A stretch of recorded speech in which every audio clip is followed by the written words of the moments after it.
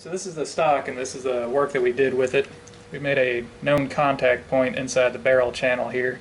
It's going to contact the barrel.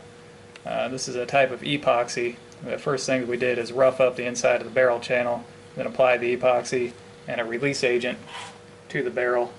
And we set this in here the way that it's supposed to be, and now that's made essentially a custom fit with the stock. You can see back here we've done some work bedding the action as well. So the last thing that we have to do is just clean everything up, get this all fit together, and take it out to the range. And I'm using some solvent here. It's supposed to help get rid of the copper fouling in the barrel.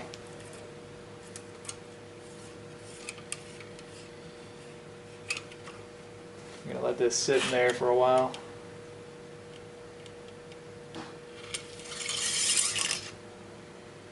Oh yeah. See how it's turning that kind of blue-green color? That's the copper. This is the solvent that we're using. It's a Sweets 762 solvent. So we let that sit in there for about 10 minutes now. Now it's time to clean it out.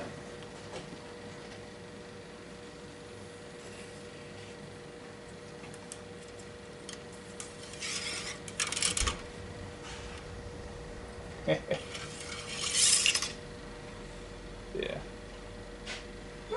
That's lovely looking. Alright guys, it's first thing in the morning. It's already 80 degrees out here, so we're going to try to do this pretty quick. Here's our rifle. It is now clean and now has a bedded barrel. So we are going to attempt the same thing that we did last time, a 5-shot group and then a 3-shot group, and see if we made any improvement in consistency and accuracy. Now the big thing standing in our way now is anytime you bed the barrel and do a bunch of other things to the gun like we did, it's going to affect the zero on your scope. So if our zero is too far off, that's going to have to be priority number one. We got to get this thing zeroed in. But we're going to shoot a group right now and see where we're at, and then go from there. So stay tuned.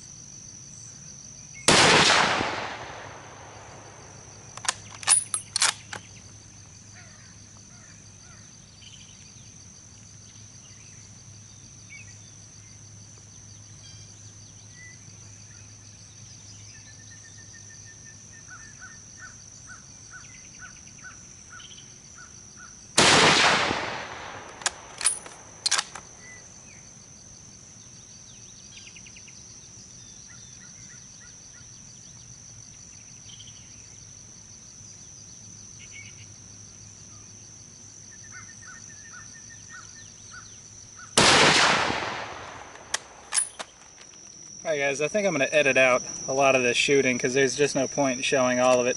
You're going to see a lot of shots up here, and I've drawn a little X on each of those.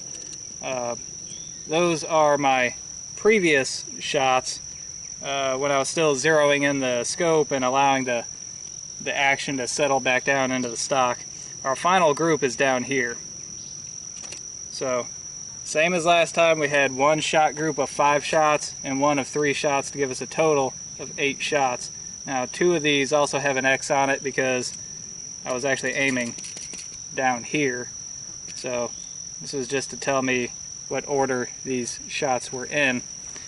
So you see we hit here, we hit right on top of that previous shot, here, here, here, here, here, and here. Alright, so measuring center to center on the furthest shots here, we have a 2.5 inch group. Now a modern bolt action rifle like this, you can reasonably expect an 1.5 inch group. With modern ammo, factory rifle, factory ammo, 1.5 inches is a reasonable expectation. So here we have 2.5 inches, which is kind of letting me down a little bit. With that being said, you remember the last time we had our 8-shot group here? Before we did any work on the rifle, it was a 4-inch group. So we've shrunk the size of the group significantly. So we've made a significant improvement here to get it down to 2.5 inches. It's not quite where it needs to be just yet, but we're on the right track. And 2.5 inches, that's usable. That's about what I expect out of say like a lever action 30-30, and it's just fine for that because they've got a little bit more hanging off the barrel there, and you don't tend to get the same level of accuracy that you would get from a bolt action. And also, your lever actions tend to be things like 30-30s, which have a shorter range anyway. You're looking at about a 150-yard gun there. So it's okay if those shoot a 2.5 inch group. This, like I said, it should do a little bit better than this.